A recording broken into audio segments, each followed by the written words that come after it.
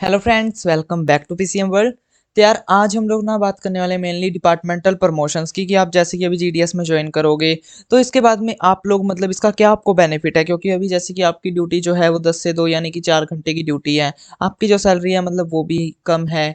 हम लोगों को जो डीएनएस अलाउंस है सिर्फ वही दिया जाता है, और house rent allowance, travelling allowance जो एक सेंट्रल गवर्नमेंट एम्प्लॉयज़ को मिलते हैं वो हमको नहीं मिलते हैं। तो अभी आप बोलोगे कि भैया हम इस जॉब को ज्वाइन क्यों करें, तो वही इंपॉर्टेंस जो है मैं आपको आज की इस वाली वीडियो में बताने वाला हूँ, जिसमें आपको पता लग रहा होगा कि डिपार्टमेंटल प्रमोशंस आप जीडीएस की जॉब के बाद कौन कौन से ले सकते हो, उनकी डेजिग्नेशन क्या क्या है, आप कैसे ले सकते हो, उनके लिए मतलब एग्जाम भी होता है और उसके लिए आपको क्या एक्सपीरियंस चाहिए होता है। साथ ही साथ में हम लोग जैसे कि यहाँ पे बात करेंगे all of the important factors, जैसे कि आपकी सर्विस, आपका एक्सपीरियंस, आपकी क्वालिफिकेशन क्या होनी चाहिए, आपका जब मतलब आप प्रमोशन लोगे तो उसके लिए मतलब फिर आपकी ड्यूटी कहाँ पे लग सकती है, उसके बाद में जो काम आपको करना पड़ेगा वो क्या है, एंड उसकी मेन बात जो अगर हम कहें कि सैलरी जो है वो कितनी रहने वाली है, और कौन कौन से प्रमोशंस आप सीधा डायरेक्ट यानी कि जीडीएस से ले सकते हो। एंड अभी आपको ना मतलब अभी जैसे कि आपका सिलेक्शन हो गया, आपके प्रोसेस चल रहे हैं, आपकी ज्वाइनिंग होने वाली है, सो आपको काफ़ी ऐसे यूट्यूब पे मतलब वीडियोस मिल जाएंगी, आपको कैस मतलब काफ़ी ऐसे लोग मिल जाएंगे जो आपको कहेंगे नहीं जीडीएस की जॉब आप ज्वाइन मत करो, ये आपको ये ऐसी है वैसी है, इसमें सैलरी कम है, इसमें आपको 4 घंटे जॉब करनी पड़ती है, ये है वो है।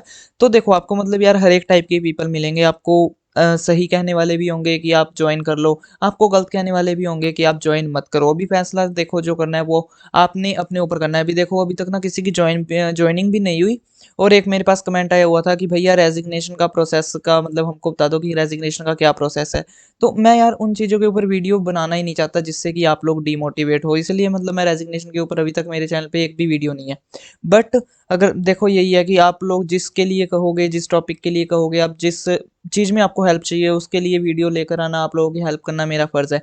बट फिर भी आपको अच्छी चीज़ें हैं वो भी मैं बताना चाहता हूँ, एंड जो बुरी चीज़ें हैं वो भी मैं आपको टाइम टू टाइम बताता रहता हूँ। अभी देखो एआईजीडीएसयू यानी कि ऑल इंडिया ग्रामीण डाक सेवक यूनियन जो है वो किस चीज़ के लिए हड़ताल करती है, वो किस चीज़ की स्ट्राइक करती है, किस चीज़ के लिए धरने लगते हैं, वो आपको सारा अलग से प्लेलिस्ट बना रखी है मैंने, उसमें आपको देखने को मिल जाएगा कि एआईजीडीएसयू क्यों अपने जो धरने हैं, क्यों स्ट्राइक्स वगैरह हैं वो क्यों लगाती है, और उस प्लेलिस्ट का लिंक आपको यहाँ पे आई बटन में डिस्क्रिप्शन बॉक्स में मिल रहा होगा। आप देख लेना, एक या दो वीडियो मैक्सिमम वहाँ की देख लेना, आपको पूरा पता लग जाएगा कि क्या क्या डिमांड्स हैं।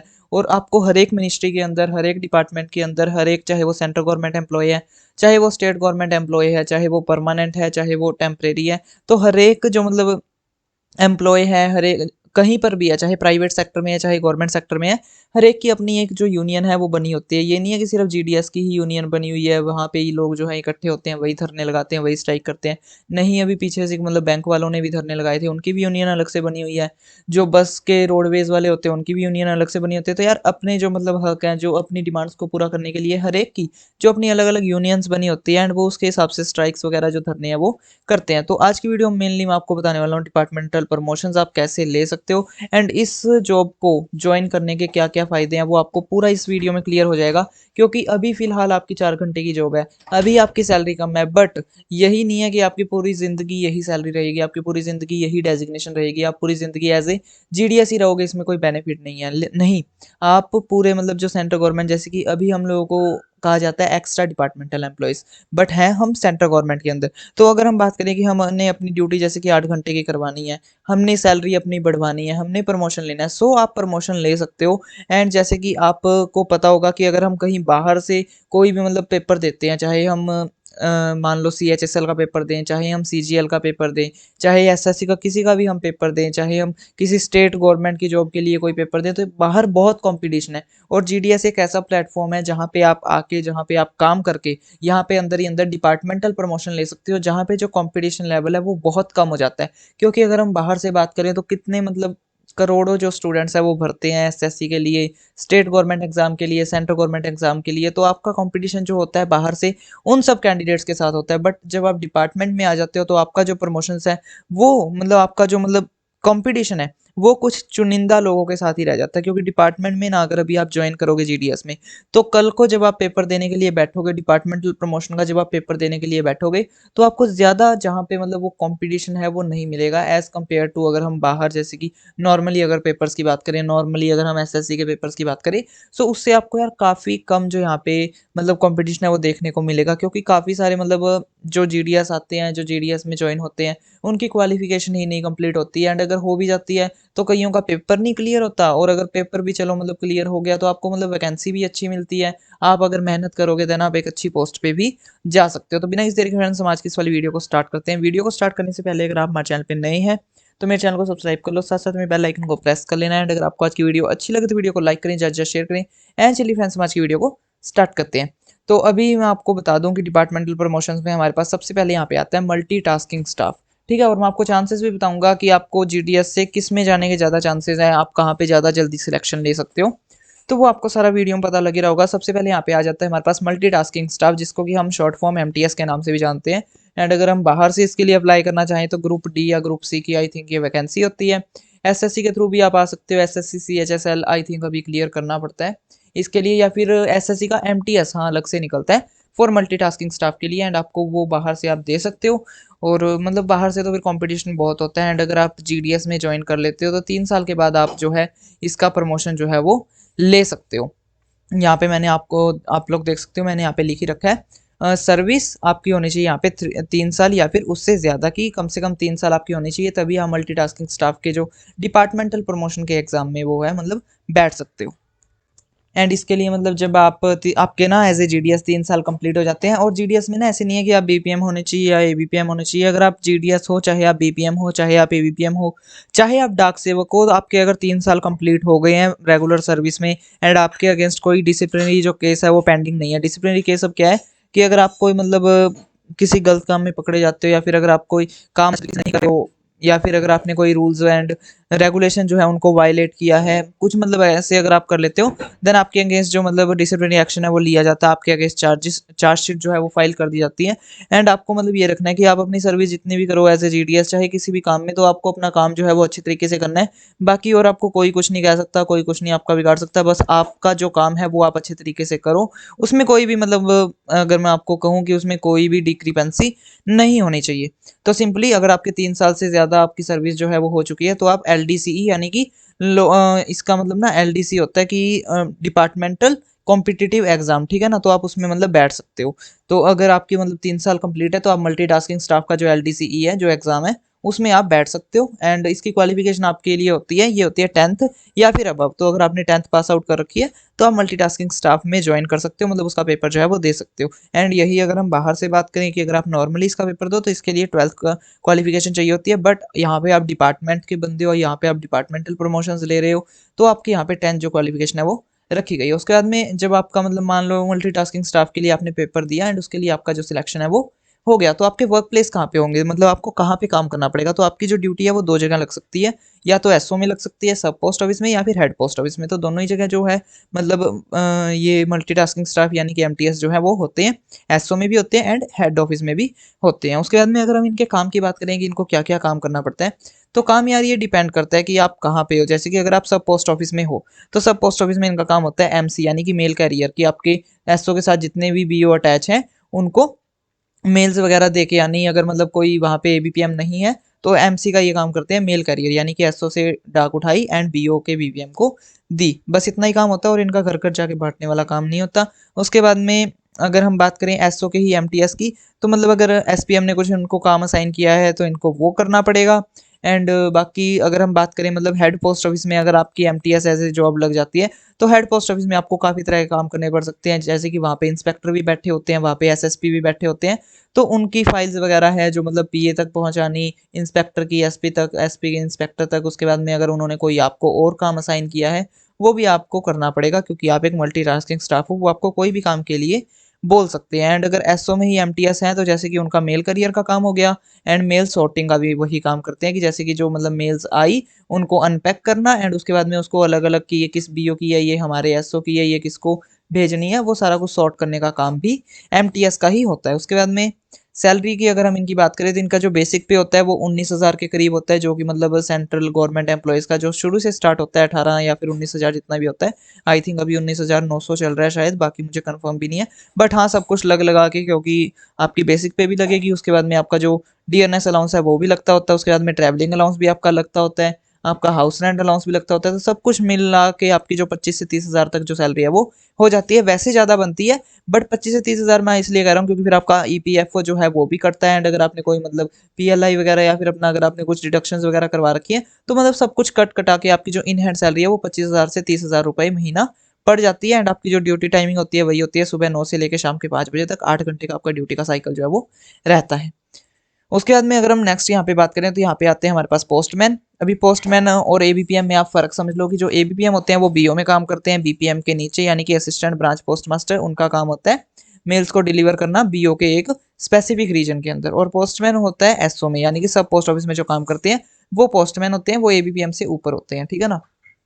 और पोस्टमैन बनने के लिए आपको एज ए जीडीएस की सर्विस चाहिए होती है 5 ईयर या फिर उससे ज़्यादा, तो 5 साल या उससे ज़्यादा अगर आपने कंप्लीट कर लिए as a regular service of GDS, then आप पोस्टमैन के लिए अप्लाई कर सकते हो, आप उसका जो पेपर है वो दे सकते हो। उसके बाद में जो इनकी क्वालिफिकेशन है वो 10th और अबव है। एंड अगर यही हम बाहर से बात करें कि अगर आप नॉर्मली इसका पेपर देते हो थ्रू एसएससी के थ्रू अगर जाते हो, तो 12th जो इसकी है मिनिमम क्वालिफिकेशन रखी गई है, बट यहाँ पे डिपार्टमेंटल प्रमोशन के जरिए आप 10th अगर आपने पास कर रखी है तो आप पोस्टमैन बनने के लिए एलिजिबल हो। एंड साथ के साथ में आपको एक ड्राइविंग लाइसेंस जो है वो लगेगा ही लगेगा, क्योंकि जो बीपीएम है एबीपीएम है उनको नॉलेज ऑफ साइकिलिंग के लिए मांगा जाता है, बट जो पोस्टमैन है उनको नॉलेज ऑफ जो मतलब टू व्हीलर है, फोर व्हीलर है, उनकी नॉलेज होनी चाहिए। क्योंकि नॉर्मली जो मतलब एक बीपीएम है एबीपीएम है या फिर जो बीओ में काम करते हैं, वो नॉर्मली एक गांव के अंदर जो मतलब काम है अपना करते हैं, तो उनका एरिया जो है छोटा होता है एंड उनको साइकिलिंग की नॉलेज के ही लिए मतलब सफिशियंट रहता है।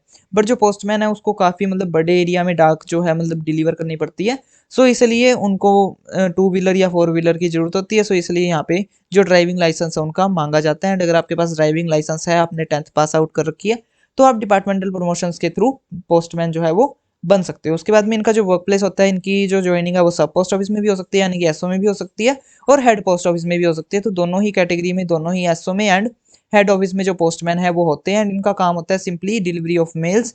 एंड जो मतलब बाहर से या फिर हेड ऑफिस से या फिर इनके जो अपर होते हैं, अपर ऑफिस से जो भी मतलब आती है ना मेल्स वगैरह, उनको अनपैक करना एंड उनका जो मतलब बैग ओपन करना होता है ना, कंप्यूटर में मतलब चढ़ानी होती है डाक वगैरह, तो वो सारा काम करना भी पोस्टमैन का ही होता है कि जो डाक आई उसको पहले बैग ओपन करके कंप्यूटर में चढ़ाया, देन उनको सारे डिलीवरी किया एंड जो भी जितनी भी बच गई या फिर जितनी भी आरटीएस है रिटर्न है वो सारी कंप्यूटर में डाली, उसको फिर दोबारा पैक करके भिजवा दिया। तो ये सारा मतलब डाक से रिलेटेड जितना भी काम होता है एक एसओ में या फिर एक हेड पोस्ट ऑफिस में, वो सारा काम पोस्टमैन का होता है, कंप्यूटर पे चढ़ाने से लेकर उनको डिलीवरी करने तक।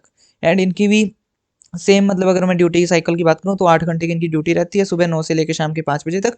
एंड अगर और कोई काम इनको अपने एसपीएम के द्वारा असाइन किया गया है तो वो भी इनका काम जो है वो रहता है, यानी कि एसपीएम को भी असिस्ट करना इनका काम रहता है। उसके बाद में सिंपली अगर इनकी सैलरी की बात करें, सैलरी इनकी 30K से 35K तक जा सकती है। और इनका जो बेसिक पे लगता है वो आई थिंक लगता होता है 25,500 या फिर आई थिंक 21,700, ऐसे कुछ करके इनका ना एक बेसिक पे होता है। एंड वही इनका बेसिक पे लगता है, साथ के साथ में इनको डीए मिलता है, DNS allowance, travelling allowance and इनका हाउस रेंट अलाउंस। वो सारे अलाउंस वगैरह लगा के आपकी कट कटा के जो मतलब इन हैंड सैलरी है एक फ्रेशर पोस्टमैन की, वो 30,000 से 35,000 पर मंथ यहाँ पे रहती है। उसके बाद में अगर हम नेक्स्ट बात करें पोस्टल असिस्टेंट या फिर सॉर्टिंग असिस्टेंट, जो कि बनने का हर किसी का सपना होता है, क्योंकि ये एक बहुत बढ़िया ग्रुप बी की जो जॉब है और काफ़ी बढ़िया मतलब इसकी जो ये जॉब है ना, ये रेप्यूटेड जॉब है। वैसे तो यार हर एक central government job reputed job है, बट फिर भी अगर आप किसी से भी पूछोगे कि आप डिपार्टमेंट ऑफ पोस्ट में क्या बनना चाहते हो, आप क्या सोचते हो कि मेरा किस पे सिलेक्शन हो जाए शुरू में, तो हर कोई आपको कहेगा पीए या फिर एसए में, क्योंकि काफ़ी बढ़िया जॉब है, सैलरी भी बढ़िया एंड काम भी जो इसका है वो कोई ज़्यादा हार्ड नहीं होता। उसके बाद में अगर हम सर्विस की बात करें, तो जो सर्विस इसकी होती है पोस्टल असिस्टेंट बनने के लिए आपको जीडीएस में as a regular service 8 year की आपकी जो रेगुलर सर्विस है वो होनी चाहिए। अगर आपने मतलब 8 ईयर्स और more as a regular service in GDS कर रखा है, तो आप पीए के लिए जो एग्जाम है डिपार्टमेंटल एग्जाम वो दे सकते हो। बट यहाँ पे चांसेस जो है वो बहुत कम रहते हैं जीडीएस टू सीधा पीए बनने के, क्योंकि जीडीएस टू डायरेक्ट पीए ना बहुत ही रेयर केसेस में होता है। अगर हम बात करें कि जीडीएस टू एमटीएस अगर आपने बनना है, तो एमटीएस के लिए जो वैकेंसी है ना वो निकाली जाती है या तो नॉर्मल के लिए और या फिर जीडीएस के लिए, क्योंकि एमटीएस दो ही तरीके से, या तो कोई बाहर से बनेगा या फिर कोई जीडीएस के थ्रू बनेगा। उसके बाद में अगर हम बात करें तो सबके सबसे ज़्यादा चांसेस है ना वो जीडीएस टू एमटीएस के होते हैं। उसके बाद में सेकंड नंबर पे आ गया पोस्टमैन। तो जो पोस्टमैन या मेल गार्ड होते हैं, मतलब मेल गार्ड के लिए भी आप अप्लाई कर सकते हो अगर आपने 5 साल कंप्लीट कर रखे हैं। तो यहाँ पे जैसे कि पोस्टमैन ने लिख रखा है, यहाँ पे आप मेल गार्ड भी कर लेना, यहाँ पे 2 वैकेंसी जो है वो निकलती है। तो अगर हम बात करें पोस्टमैन या फिर मेल कार्ड की, तो अगर आपने 5 साल जैसे कि कंप्लीट कर लिया, तो पोस्टमैन कोई कैसे बन सकता है, या तो नॉर्मली बाहर से एसएससी वगैरह के पेपर देके, या फिर कोई जीडीएस भी सीधा बन सकता है 5 साल के बाद, या फिर कोई एमटीएस भी 3 साल के बाद में बन सकता है। यानी कि अगर आप एमटीएस हो तो आपको अगर 3 साल कंप्लीट हो गए हैं तो आप जो पोस्टमैन के लिए अप्लाई कर सकते हैं एंड पोस्टमैन बन सकते हो। तो सबसे ज़्यादा जीडीएस टू एमटीएस के चांसेस होते हैं कि जीडीएस एक एमटीएस बनेगा। उसके बाद में जो नेक्स्ट नंबर होता है वो होता है पोस्टमैन का, क्योंकि जीडीएस टू पोस्टमैन या फिर एमटीएस टू पोस्टमैन आप ऐसे बन सकते हो, और बाहर की भी वैकेंसी। तो सबसे ज़्यादा चांसेस एमटीएस बनने के होते हैं, उसके बाद में जो चांसेस होते हैं वो होते हैं पोस्टमैन बनने के। उसके बाद में अगर हम पोस्टल असिस्टेंट की बात करें, तो पोस्टल असिस्टेंट बनने के चांसेस बहुत कम होते हैं, क्योंकि पोस्टल असिस्टेंट बनने के लिए एक तो देखो बाहर से जो नॉर्मल पीपल है वो बहुत ज़्यादा कंपटीशन है, क्योंकि वो बाहर से अप्लाई कर रहे हैं और हर कोई पीए बनना चाहता है, पोस्टल असिस्टेंट बनना चाहता है। उसके बाद में अगर हम नेक्स्ट बात करें, तो एक एमटीएस जो है वो भी पीए बनना चाहता है, वो भी पीए के लिए अप्लाई करेगा, और एक जो पोस्टमैन है वो भी पीए बनना चाहता है, तो वो भी पीए के लिए अप्लाई करेगा। तो यहाँ पे 3 कैटेगरी हो गई पीए बनने के लिए। तो यहाँ पे जीडीएस को जो है वो सबसे बाद में माना जाता है, क्योंकि जो फर्स्ट प्रायोरिटी है वो पहले जो बाहर से एग्जाम क्लियर करके आया उनको अलग से रिजर्वेशन दे दी गई, उनको पहले भरा गया। उसके बाद में जो अलग से डिपार्टमेंटल की जो रिजर्वेशन है उनमें सबसे पहले प्रेफरेंस दी जाती है पोस्टमैन को।